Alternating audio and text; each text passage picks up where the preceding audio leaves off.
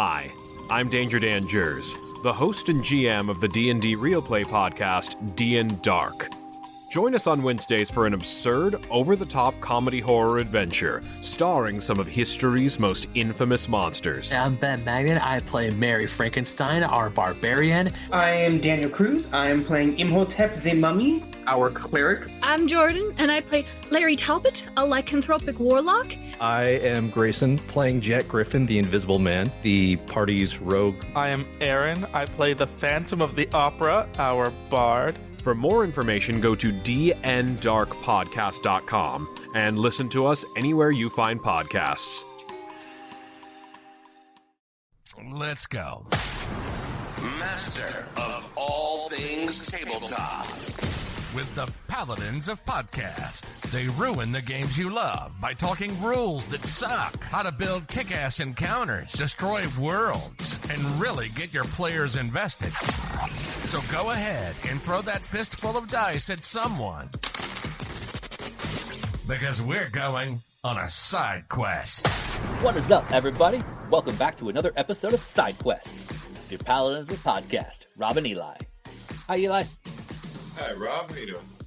I am extra tired today, but doing well. How are you? Woo! Yeah, I'm doing awesome. It was a beautiful day out today. Now, we're getting into that weather be changing seasons thing. I'm not sure how it is out on the West Coast. I'm in the Great Lakes Plains, so Midwest over here, our seasons have started to get a little crispy, but still have a few days in the 80s.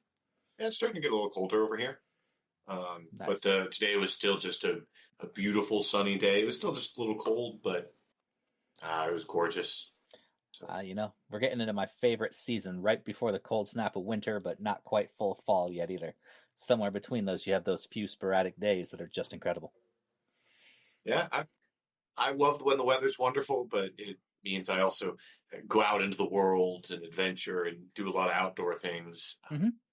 When the weather turns bad, I've got a lot of time to work on RPGs and paint and build miniatures. So, right, changing season, changing hobbies. Hey, that's how it works. We got to stay sane. So last week we left off with a cliffhanger. We wanted to talk about something that's a little interesting, and before we jump right into the actual mechanic that I want to talk about, I want to start by asking, because you have specifically said your table does not roll for a skill check. No, I started that horribly. When you throw a skill check at your players and one person fails, your table doesn't usually go through every single person until they have a success, do they? Well, yes and no. Mm-hmm. Like if I propose a situation in I never have a situation where they all just roll one after another without anything actually happening. So if they do come across, like, let's say it's a locked door. Okay. And they're all going to try to kick it down. They're more than welcome to all try to kick it down, and they can each try individually. But there's a consequence, and that consequence is usually time. And this is where, I think random encounters has a great use. Like if your party wants to just sit in a hallway and, waste 8 hours trying to decipher something, things might stumble upon them. Things might happen to them. Right. And that's just like the consequence. Or if they're in the Underdark, time also needs to be a factor because you could be running out of light. Mm-hmm. So I don't think it's actually an issue to have your players each roll individually against something until they overcome it. But there needs to be consequences. Because if there's no actual consequences, they shouldn't be making that roll in the first place. Right. Like the basic ground zero consequence should not just simply be you don't get into it. If it's a locked door or a locked box, because then you run into the issue where players will oftentimes at the table say, well, I'll try next. And if they don't fail, well, I'll try next. And if they fail, I'll try, etc. So I also really don't hate that, because what often happens is usually either the one of the two highest skilled players, like whoever has the highest bonus in those skills, one of those two players usually succeed, right? Mhm. And that's fine, right? They have put points into these skills. They'll succeed at, like, when they attempt them. That's great. But you also end up with those situations where they fail, and then it's like the seventh person, and like it's like a huge iron door. It's impossible to break down. And then you have a situation where like you're scrawny little halfling, or you're like, we've all failed. Wait, we have a torchbearer. Can he try? And then you have the torchbearer do it, and somehow it works, and they destroy the door. Like, I think those are also like very memorable scenes. They can be. And the reason that we bring it up this way, or that I wanted to bring it up this way, is because in Call of Cthulhu, they've got the pushing the roll. And it's very similar to when a storyteller, a game master, what have you, says, yes, but, or yes, and. So the generalized premise of pushing the roll is you fail your save, and you can immediately attempt again. So whether it be that same person or an individual person, there are now greater consequences. You have, yes, you may try again, but you have been spotted. So now you are, you're no longer stealthy.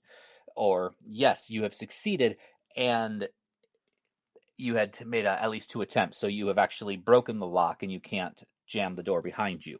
So it'll be obvious that you have escaped through this route. I like that aspect, and I like that Call of Cthulhu has put that baked in to their system, because I don't think a lot of people really use a strong yes and or yes but system. Well, a lot of times you get no buts. I think that's a great codified way of what I was explaining, right? They can try again, but there's consequences, and that's just codified into the game system. You can try again, but now there are greater consequences, or there is a consequence. Just from trying again. Man, I think that's great. I think it's something that every GM should be doing already. I agree. And I think a big part of where you have a huge issue, and as I was looking into how I wanted to present this earlier, I believe it's the Adventure Time RPG system. Have you heard of that? I feel like I've seen it, and I listened to the Adventure Time podcast. All right. I thought it was a good comedy show. I watched it a little bit. It wasn't my favorite form of cartoon, but I enjoyed it enough. It was no huge complaints. But their system that they have for this tabletop game is literally the yes and system. Great. It's yes, it works, and this also happens. So there's continuous progression. And one of the charming things that has been said about this system is that it aims to eliminate the prisoner behind a locked door problem in games such as D&D, where a failed roll can bring the story to a sudden halt. And that's exactly what you described. When I also think the game should never come to a halt with a failed roll. Like, I think there's a lot of things that have failed if you get to a point where a single roll, like, fails the game.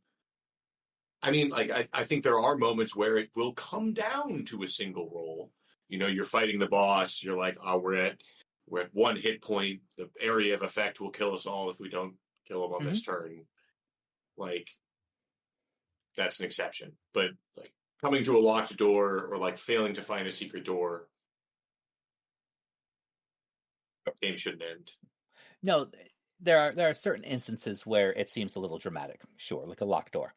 But I think it does illustrate the larger issue of that when a table will go through failure after failure after failure.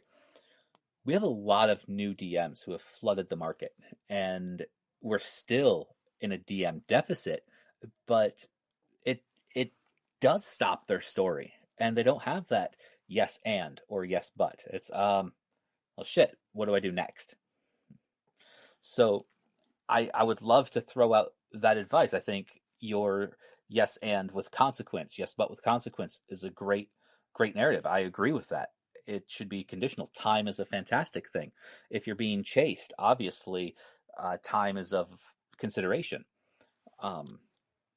For example, when I ask my players to make skill checks, the reason that I'm asking them to make skill checks is because there's a consequence if they do succeed or if they don't succeed. That consequence can be progressing more information, getting a reward of some sort, or losing out on something, losing time, losing valuable resources, or losing the ability to save an individual, for example. If there is no consequence, I don't have them roll. I just simply provide them with the information. The door will be unlocked. I will let them go in. There's no need for a passive perception. It's just things that they have because there's no consequence. So do you still run into this problem when you're in your games? And if so, when? I do. Mine will generally come into like when they're facing a trapped wall, trapped dungeon door, or an obstacle is in the way, where they are more than capable of overcoming it, but because there is the you fail, you take damage aspect, and just because you have taken damage and failed does not mean that the trap is, not dangerous and the door is unlocked. It means the door is still locked and you set off the trap. So sometimes I will have 6 or 7 players bundled around a door, all of them failing. Well, doesn't the trap go off when you fail by a certain amount? Yes, but it does not mean the door is still a cleared obstacle just because the trap was set. Excuse me. So yeah. When they run into that instance or that issue, a lot of my players will try to go through the entire table. Well, the trap's already set. I'll make my push check. I'll make my strength check. I'll make my shove check. Can I overrun the door? At this point, I'm going to sunder the goddamn thing. And they've all rolled ones before. Everybody at the table, all the way down the line. While we laughed about it, had good jokes about it, they were still stuck at that point because everybody was like, well, shit, we failed. So... Well, I think at a certain point, you also have to tell your party, like, your characters all do not believe you can get through the door with what you currently have on you. Mm-hmm. Move on. And sometimes you just have to say that, and it's not overriding their player agency if they've all attempted once or even multiple times and failed, or attempted even multiple different avenues and failed, because that's what people do. People will try things multiple different times and then fail, but eventually, if they can't get it to open, they'll give up. And sometimes you have to tell them that. Right. And I think that's another aspect that a lot of times you don't hear about. So in an instance, like I said, where I've had an entire table go through the doors, every time I let them try again, there was yes, you can try again, but these consequences are going to continue to scale as you guys fail. And they still failed all the way, ended up having a much more dangerous encounter, and still had to run around the other way. So those are my yes buts or yes ands. I mean, that doesn't sound like a failure, right? Because they eventually got through the door, but whatever was on the other side was now... No, they didn't get through the door. No, they didn't get through the door. They ended up the encounters. They were being chased by something from in which they had come. That had caught up to them. They couldn't get through the door. They had to encounter and then find a way to go around. So what was your issue in this case? It sounds like they failed. They had a consequence. They moved on eventually. Not saying I had the issue. I'm saying that there are many people who have issues with this. Everybody has all their players go through it, and they're like, I'm not exactly sure what to do next because this was my railroaded plan. This is my streamline idea. This is what I want them to do next. So I'm saying that as experienced DMs, you and I are suggesting have that contingency of yes, but, yes, and. If they're going to sit there and continue to try, have a plan for how to progress something of consequence. Yeah. So, I mean, I know I didn't want to present it in a way that it sounded like we're coming from different angles because we both agree. It's just as I've read so many things, people in a lot of the Facebook groups or the Reddit groups that I've seen, again, we have newer DMs who are just like, what do I do in this situation? My players got stuck. Well, the players didn't get stuck. The DM ran out of creative capital at the moment. We gotta have like GM boot camps, GM mentorships, GM assemblies. Pass this knowledge on. I think that'd be great. I mean, that's part of why I'm a part of a few of the like Dungeon Master resource style groups and whatnot, because people ask questions. I'm like, you know what? I can answer this one I feel totally qualified for.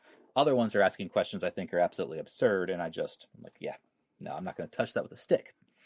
What kind of game mastering circles do you frequent? A lot of them stick with the D20 systems because that's what I'm super familiar with. I'm talking like, are you on servers? Are you on Reddit? Are you on like RPG.net? I dipped my fingers in, I think, 12 different Facebook groups. Oh my! Two Reddit communities, and I actively ignore 3 Discord servers. Fair. So, yeah, that's a good way to call it. Well, I mean, I've got all my notifications on mute and little tings next to everything. Well, I mean, do you have, and in any of those communities, do you feel like there is an active like game master dialogue like between game masters about their games? No, I don't. And this is where I think the problem that we have with communities really shines. Like the problem shines, and it's not a good problem. Where if we start a community, we want to start a dialogue, we want to start sharing resources, that's great. But if your style is different than mine and you think you're right, I think I'm right, one of us is eventually going to devolve thanks to the anonymity of the internet, and we're going to call each other some stupid name. We're going to have an entirely huge and incorrect measuring contest of what we should do, whereas the initial question is going to get lost in our drama. That is what I see so much of happening all the time. It's hard. People are looking for a lot of feedback and answers, and so many other DMs are like, I've got 20, 30 years of experience, and this is stupid. Like, that's not helpful. So I think we could be better as a community. Yeah, I agree. Little soapbox. Gotta have some better platforms for sharing game master knowledge. Well, I thought about starting a boot camp idea, kind of like an Epic Table Games DM certification class, but it was framed that if we offered that, we got decent at that, you're going to get into people who are like, well, are you a certified DM? And that's just a whole other can of worms that are going to create tiered caste system of DMs, and we don't need that. We need people who are willing to take the plunge and try it out and to slowly get better at it. Yeah, that's fair.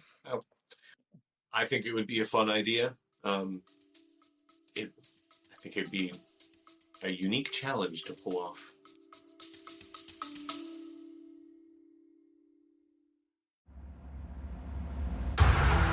Are you looking for a D&D podcast with a dark side? Something more like Game of Thrones and less like Monty Python? Tale of the Manticore is part dark fantasy audio drama, part solo D&D RPG. There's no plot armor here. The dice make all the important decisions. Join me as I resurrect the excitement, wonder, and emotion of old school D&D. Made for a mature audience, Tale of the Manticore is both a fiction and a game. It's the story where chaos rolls.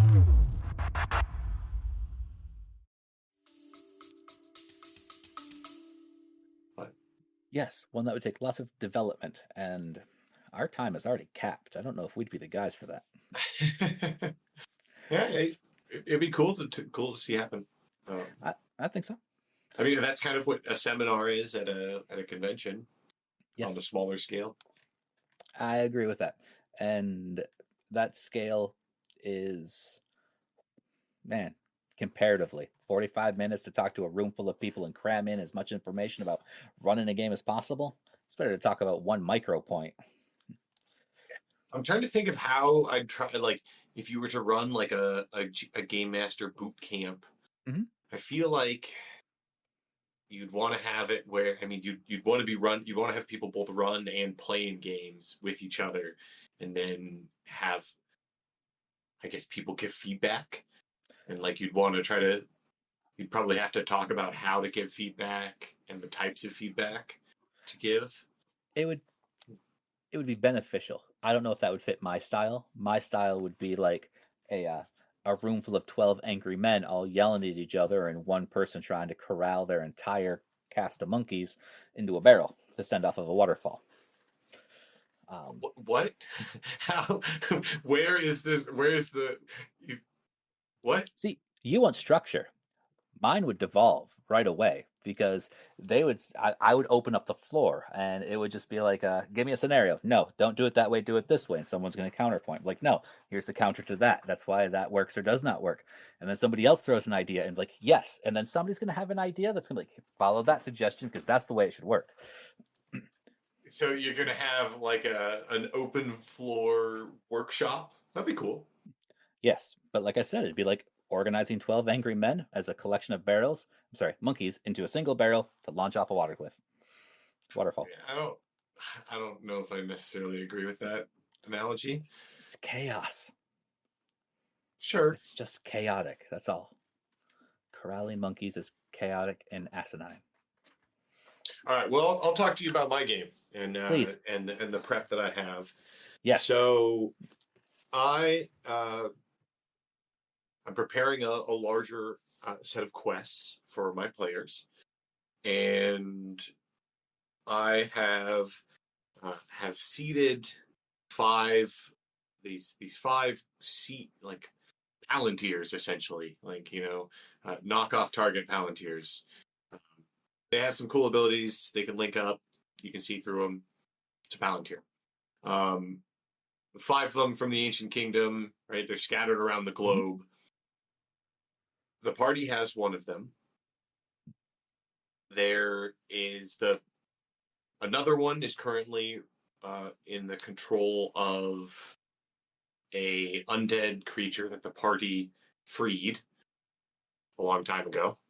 So that undead creature has been gathering strength and has one of these stones. Nice. And then the other 3 are scattered around the globe.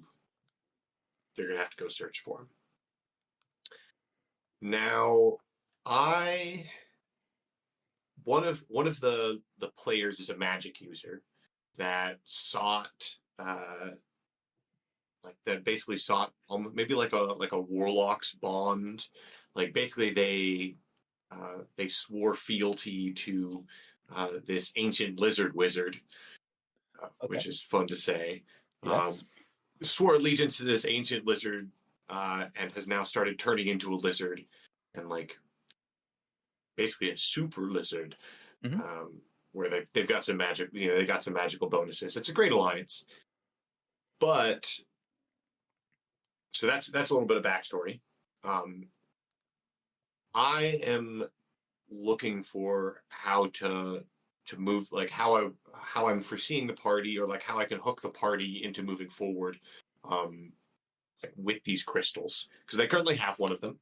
The magic user has one time like dumped a bunch of spell points into the stone, and it made it work once. And he got flashes of visions from where all the other stones were.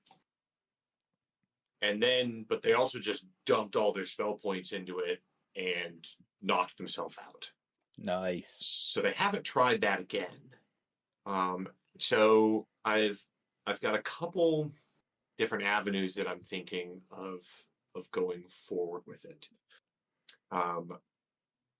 I am thinking about when they accidentally unlocked and unleashed this undead creature, it was a protege adventure.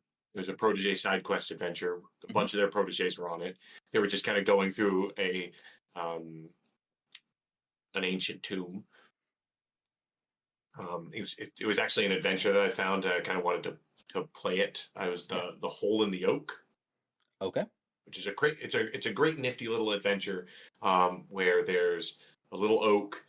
And you go inside the oak, and there's a whole kingdom down below. There's lizard folks. There's like a cannibalistic lamb that owns a tea shop. It's a quirky, fun little micro dungeon ecosystem that's got some fun little things like there's a left-handed glove, but there's no right-handed glove in the entire adventure. So it's just like some open-ended stuff that's kind of fun, which my players really enjoyed. But yeah, one of the players on it lost their protege to a shadow, so it became a shadow. Now under the servitude of this undead creature that they freed.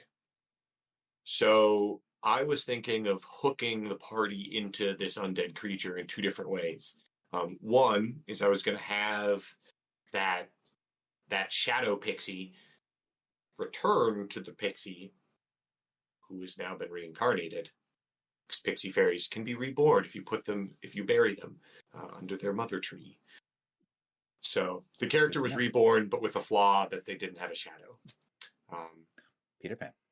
Exactly. So I was going to have the shadow go back to its original character and like give it a symbol of that undead power that has now been unleashed. It was a hole in the oak, and one of the clerics of the party worships the great oak, and so I was going to have oak trees have acorns, right? Man, I wasn't prepared for a test. Like, I feel like I should know that. They do. I think it's acorns and oak trees.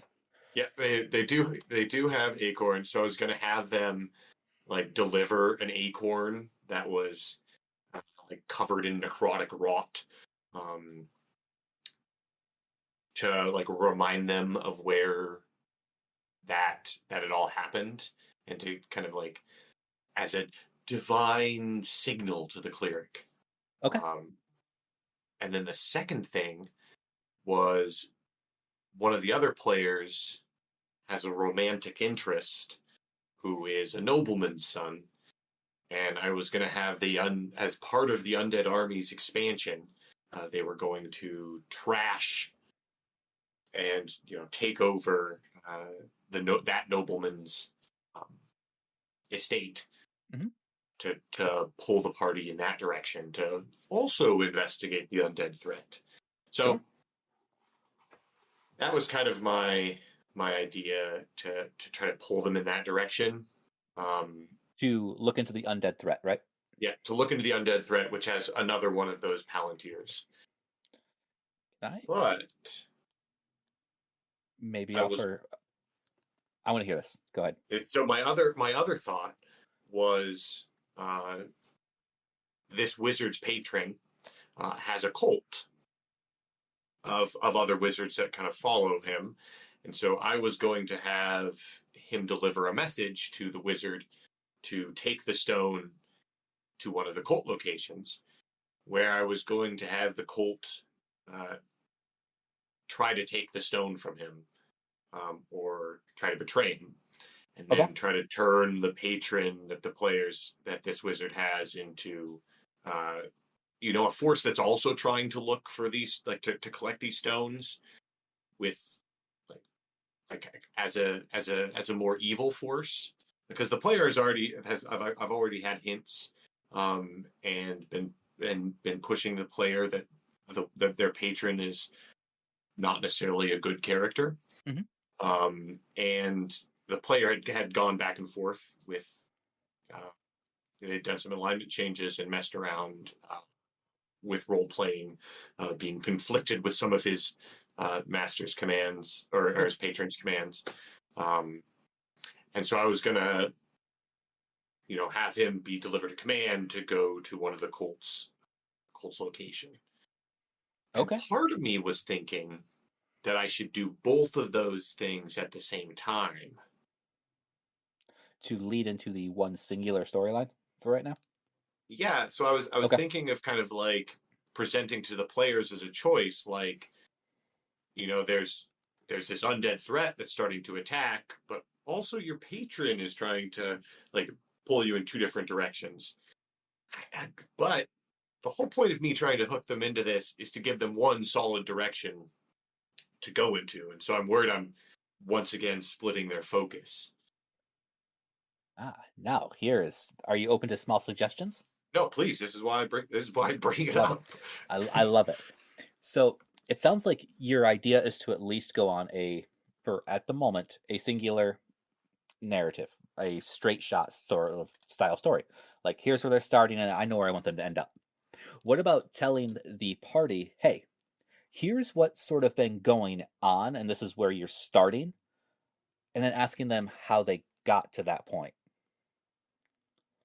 So you can say, you guys are going up against this undead horde, and you could decide to tell them it's because the stone is within their possession at the very top of their hierarchy, or not, and tell them that how did you find out about it?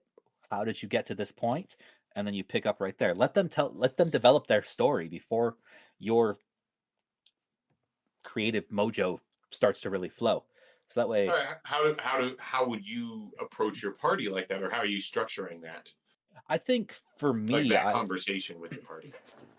I think for me, I would say, hey, do they at least know that the stone is in existence? Yeah.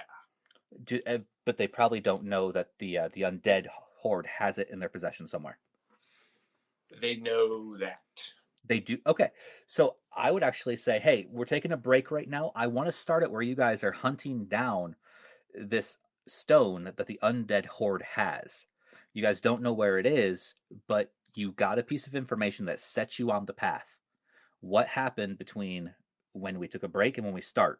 How did all of that information come to you guys? Like, you guys write that story for the campaign. I also tell them to work together. I mean, it's kind of implied that they should be working together. It is, but sometimes you get one guy who likes to write and one guy who likes to read, and he doesn't put any input in. So that I love that method, by the way, where you have the players kind of write in those downtime chunks to get them into the next adventure. It's actually one of the reasons I really like having parties start at level 3, because I'm like, you guys have been playing together. Party have been adventuring together from level 1 to 3. What have you guys been doing for those 3 levels? You know, like, you have a small reputation, you're being known.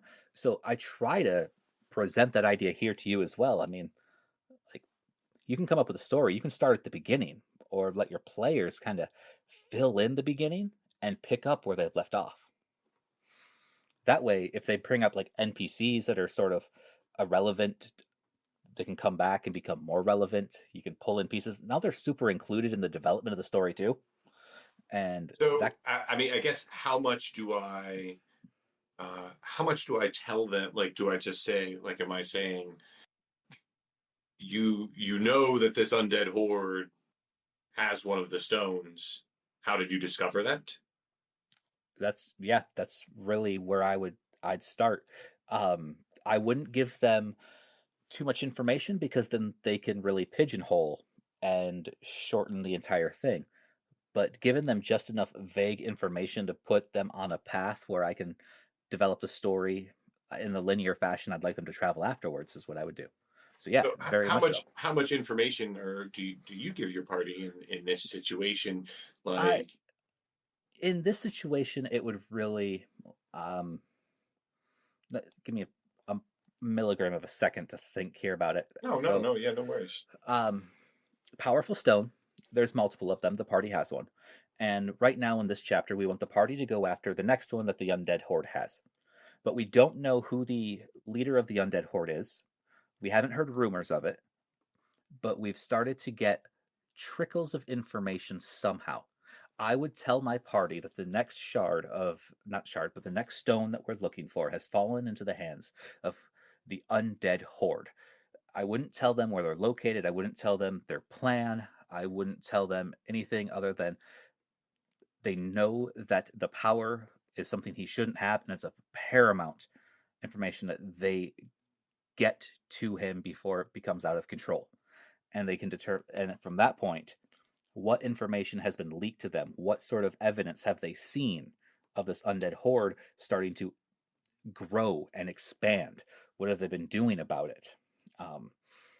And I just imply it's got to be sort of small things where you walking through the woods and you see shambling corpses where they shouldn't be, and all of a sudden those kind of things pop up. Kind of give them a little bit of guidance and structure. That way, it's not, oh well, I fell into a cave with the guy who runs the undead horde, and he just held it up there. I was like, yo, that's mine now, because I got players that would do that. Okay. So that's kind of where I would go. And if it's not your flavor, I'm sure there's something in all of this that sparks an idea of creativity. I will definitely try to put something together and kind of align my thoughts on how I'd approach my party with that, or my players with that idea. I think we'll be starting play either end of this week or next week. Okay, so that means that hopefully, like high hopes here, we'll have a session 1 to talk about in our next episode. And although I think it's more leaning towards, I guess, 2 weekends from now. All right, so in this weekend's a long show. So, that's all right. That does allow us to follow up a little bit if we remember to talk about, hey, did you present it to your story? Did you present the story idea to your party in a way that they can develop that, or did you kind of give them the key points and they'll pick up from there? So I like hearing on what direction you're going to go. Okay. So excited about that. As it comes to parties and choices, I would like to absolutely clarify that as much as my death flags have not been used recently, I nearly had a TPK my last session. I did have one player die. Yes, it's incredible. So the combat was already difficult. We were down 2 players, and all of my players know that I do not scale combat because somebody misses. Like, you guys are gonna fight this guy, and you're gonna fight this guy. I don't care how many of you show up. And if you guys decide to run, you run. It's acceptable. But the encounter's there. So they all know. Dark Souls style, right? So down 2 players, they go up against a necromancer, a vampiric necromancer. So pulled right from the background of somebody's backstory, blah, blah, blah, blah. And right off the gate, he polymorphs one of my players into a pufferfish, and the pufferfish suffocates to death. He, following the tactics in the book, let me start with that too. First edition Pathfinder, playing by the tactics that are described for the NPC in the book. My player should have wiped the floor with them, but because my player who turned into a pufferfish failed that save for a baleful polymorph, actually failed both of his saves, couldn't use his spell slots afterwards, ended up dying as a pufferfish. And oof. Yep. So this is where, natural ones make good stories, right? The bad guy ended up, instead of killing them, this is where the TPK, I've changed the TPK, exhausted them to the point of fainting. So the surviving members fainted, and they're now under the captive control of this vampiric necromancer. So awesome. Yeah, I changed the TPK up a little bit. They all technically failed everything horribly enough to die. The tactics were absolutely brutal, and the story that I want to take into play, because we should have everybody showing up next session, is a rescue mission. Did they have their death flags up or like down? Whichever way means they can die.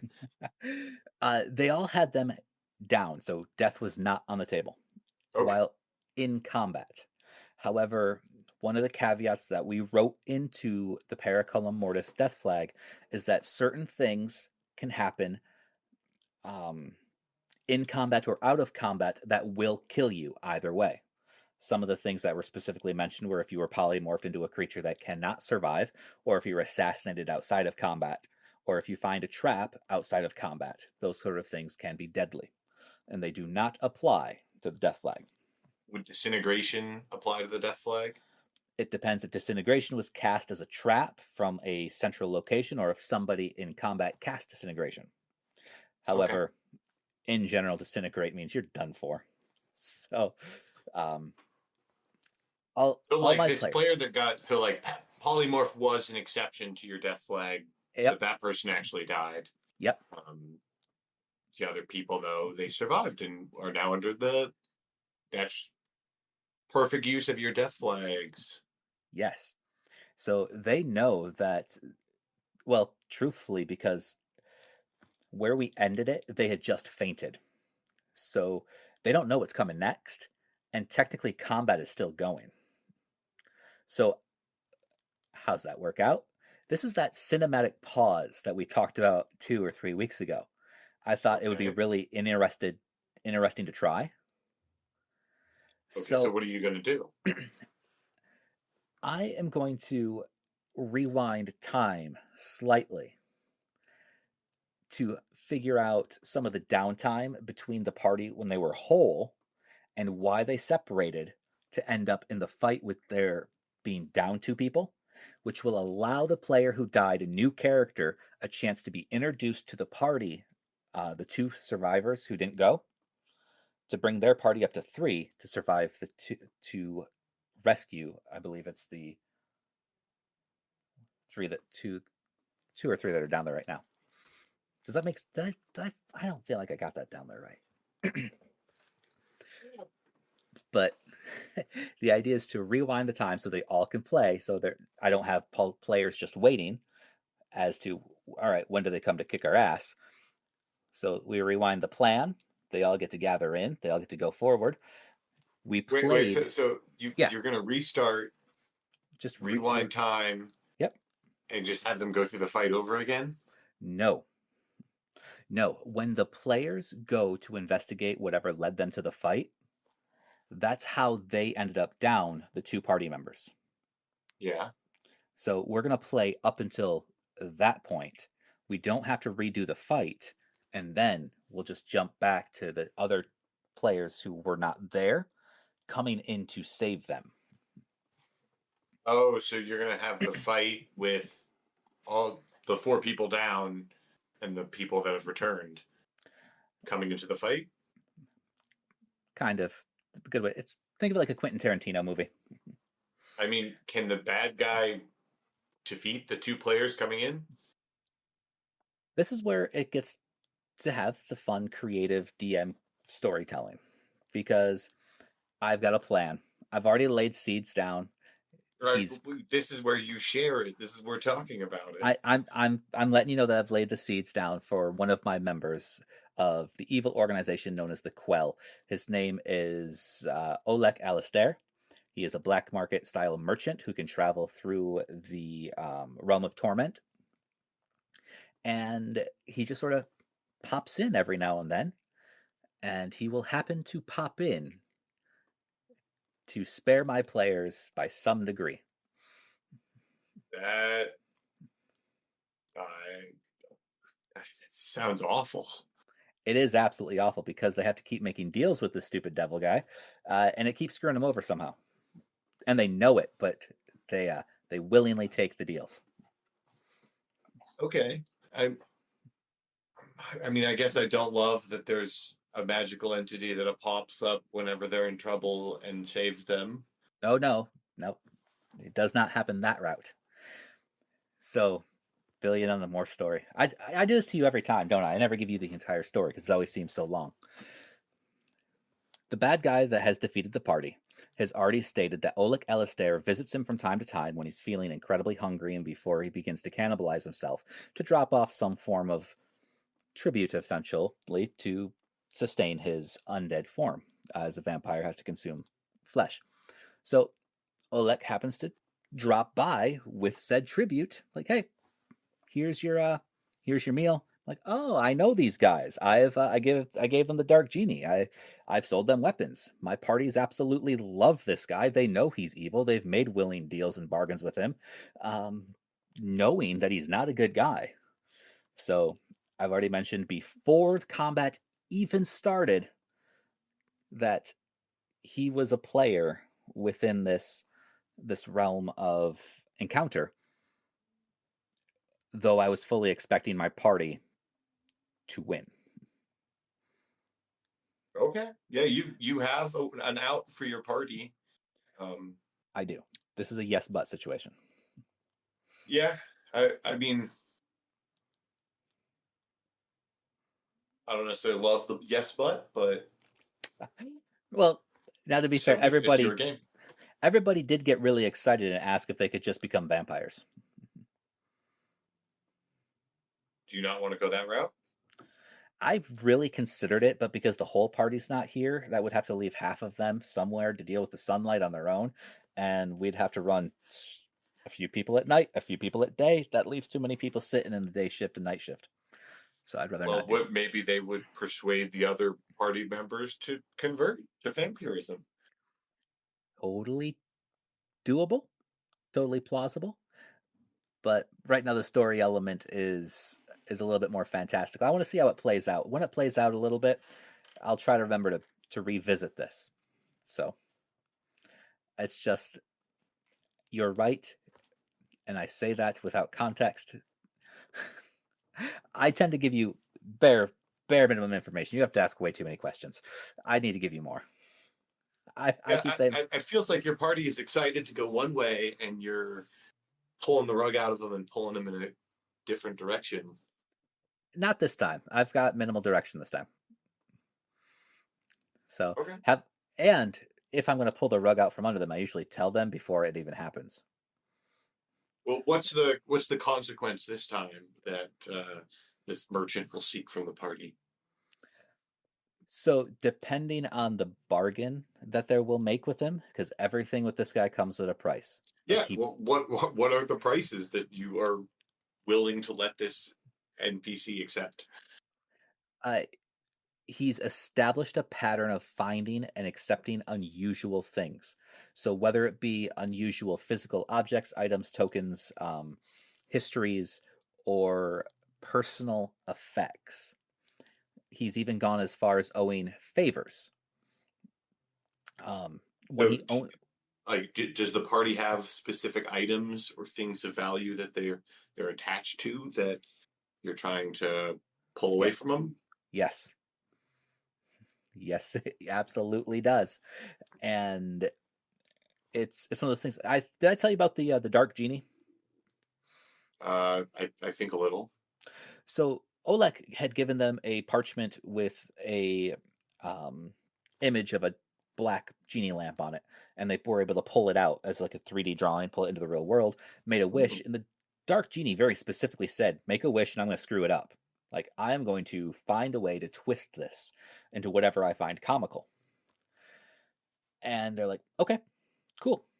What's the most unassuming thing we can wish for?" And they said, "We'll wish for a never-ending bottle of water." So my dark genie said, "Here you go. Not a big deal." When they breached the surface of where they were in a desert oasis. There was no longer water in the oasis. Like, all the water was gone. They later found out that all the water in Animar was gone, but they had the only bottle of never-ending water. Oh my! What happened with that? Well, the creator of the plane undid the what? Listen. Undid the restoration of water because they wanted to burst the bottle to return all the water, but it was going to still take a very long process. So the creator of the plane undid the length of time. He restored all the water to where it should be at the expense of a huge chunk of the plane itself. So he brought the water back, and by doing so, I think it's like a fifth of the map is just gone. Okay. So completely wiped out. I guess that's what happened. The story as a whole makes more sense. The bits and pieces are there. So anyhow, Oleg gave them the dark genie. And Oleg is already poised to make another appearance. We'll see what happens. I wish you luck. Thank you. I'll do I'll work on my prep, and I will bring it next session. I dig it. Any words of advice before we cut out? Buy fresh bread. It's delicious. And turn stale bread into French toast, for it is also delicious. All right, guys. You can check us out on Facebook or at epictablegames.com. And don't forget to check out the Open Gaming Network for any of your SRD needs or quick rule lookups. We'll see you next time. Adios. Okay, new intro. We've changed the name, and we're still using the word paladin. Paladin. I mean, it hasn't been used in the English language in about 200 years, but okay.